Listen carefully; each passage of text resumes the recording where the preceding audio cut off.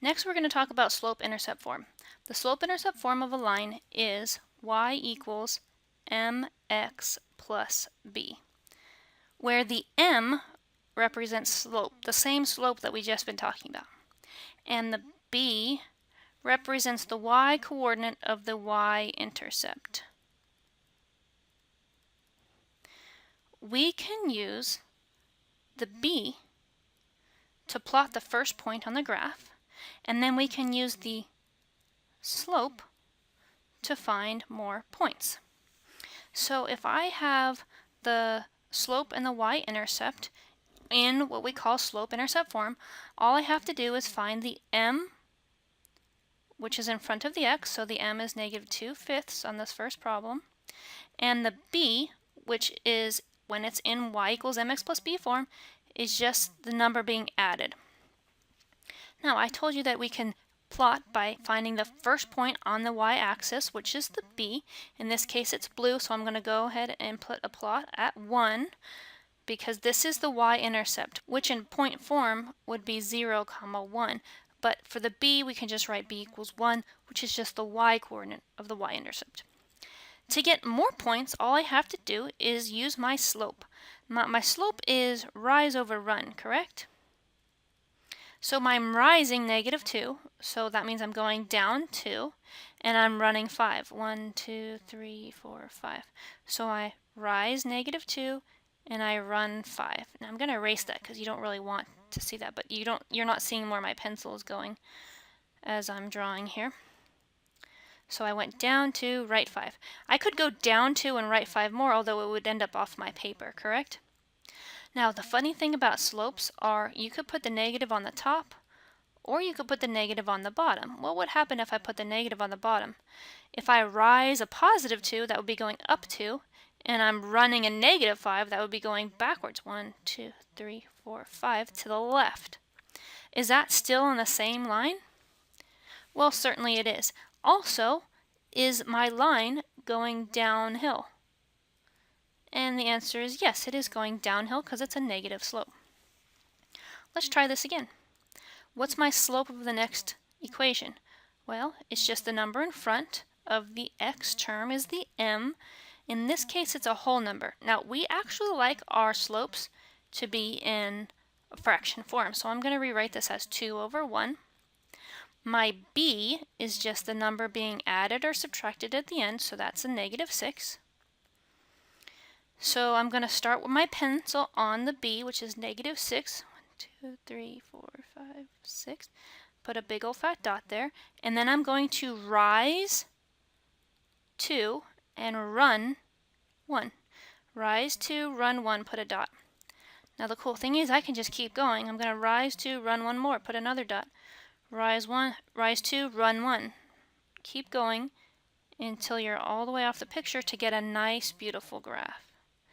Now, if I had room, I could rise a negative 2 and run a negative 1 by going backwards. That's fine as well.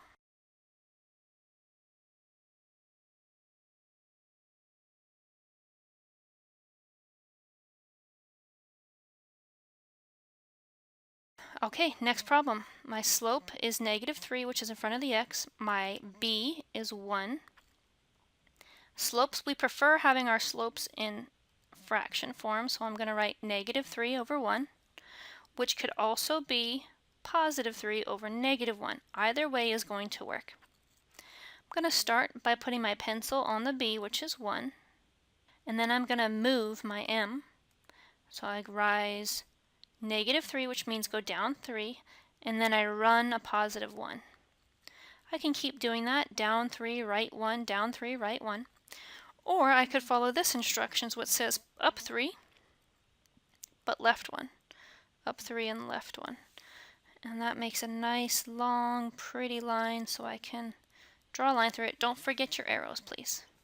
Now, if the equation is not already in slope-intercept form, then you can rewrite the equation by solving for y. So first I want you to rewrite the equation to solve for y, then you can find the slope and the y-intercept, and then you can use those slope and y-intercept to graph.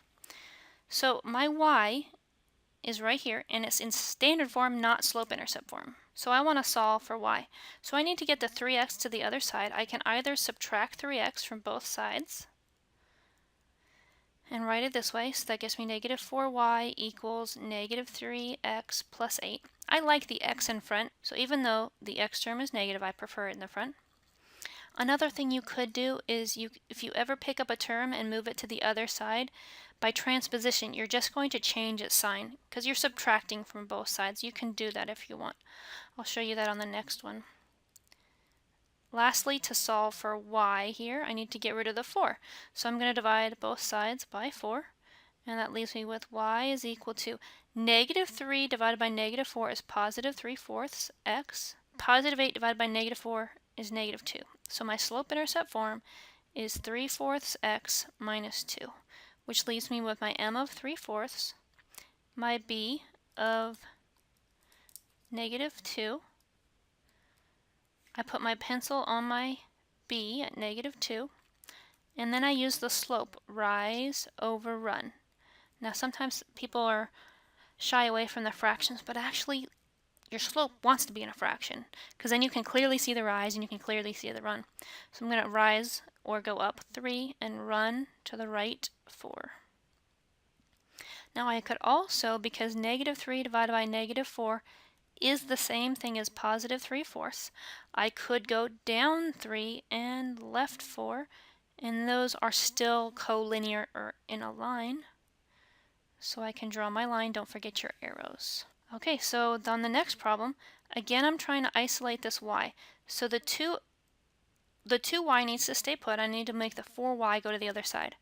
So using transposition, just like we did last time, instead of subtracting 4x from both sides, I can just pick up the 4x, put it where I want it. I want it on the other side.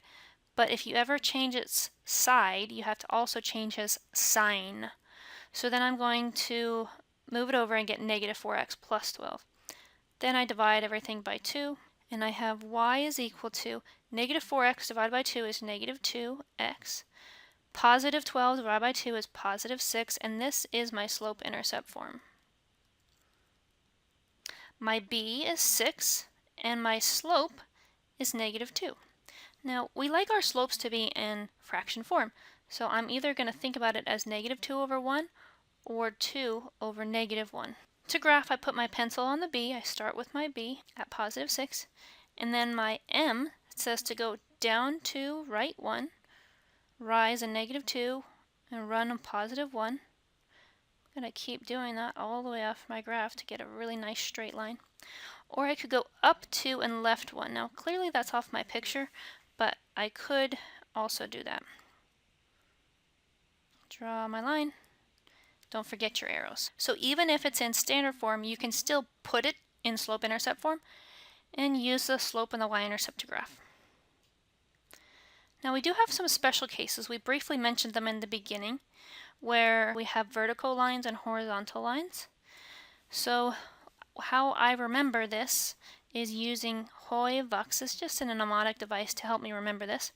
So if our slope is 0, we talked about earlier, then the line is horizontal. And as it turns out, the equation looks like y equals some number.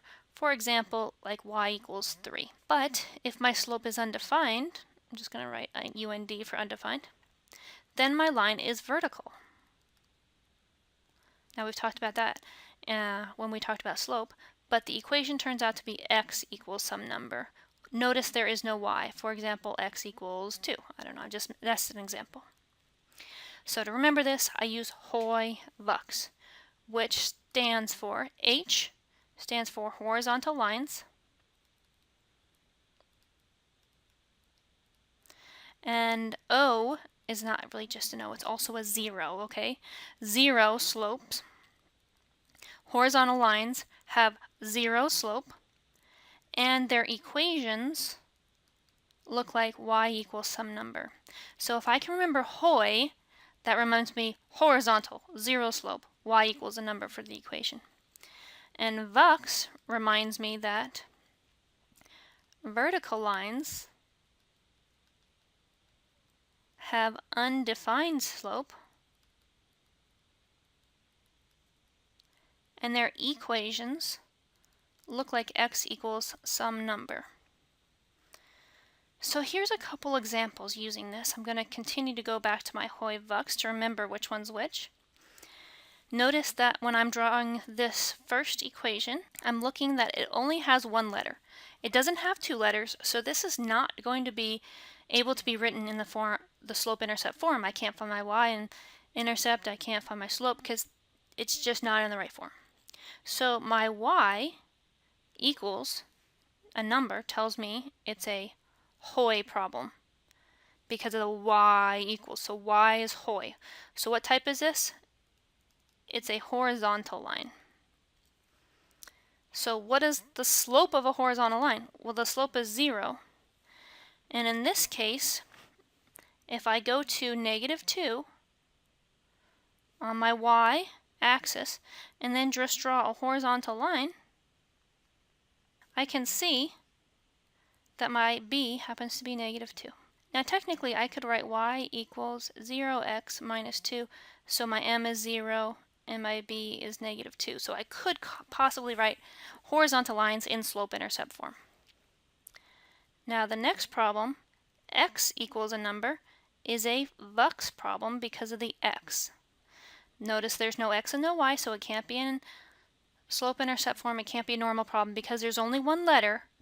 I know it's either a vertical line or horizontal. In this case, because of the x, I know it's a vertical line. Now the slope has to be undefined because that's what the u stands for. So if I graph this, I go to 1, 2, 3, 4, 5, 6 on my x-axis, and then I just draw a vertical line.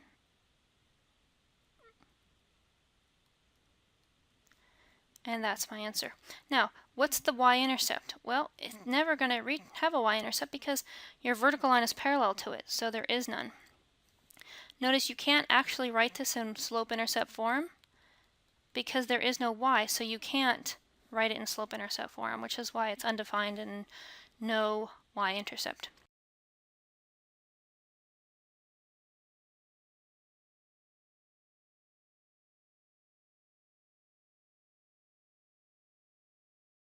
Now this one's a little bit tricky. Even though you only have one variable, it's not like equals a number. So what you need to do is spend a little bit of time solving for y. So I'm going to subtract 15 on both sides, or use transposition and just move it over. If you move it over to the other side, it becomes negative. So that gives me y equals -3. So I'm going to rewrite this as y equals -3. So because it's a y equals, it's a Hoy problem, which tells me it's a horizontal. Horizontal lines have 0 slopes. So if I go to -3 on the y-axis and then just draw a horizontal line, that is my answer. What is the y-intercept? Well, my y-intercept is -3 because you could rewrite this as 0x minus 3, so m is 0 and b is 3, -3. So this truly could be written in slope-intercept form. The only one that can't are vertical lines.